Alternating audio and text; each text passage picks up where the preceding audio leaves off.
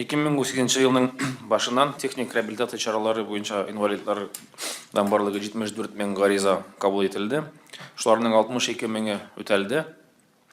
Инвалидлардың техник реабилитация чаралары протез ортопедия шәмәләре белән тәэмин итү өчен федераль бюджеттан 1 миллиардтан артык сум акча бирелде. Бу былтыргы белән чагыштырганда 50 миллионга сум артык акча күбрәк.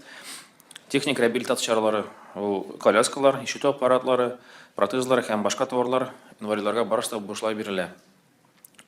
Биргәнне китеп тормыйча да үз акчасына реабилитация чаралары сатып алучылар да очрый. Аларга фондтан компенсация түләнә. Һәм инде быел 9 ай эчендә 100 миллион сум компенсация фондтан түләнде. Татар информ 1990 елдан бирле татар һәм рус телләрендә яңалыклар әзерлибез. Компьютер, планшет, смартфонда. Яңалыклар, фикер, күзәтү.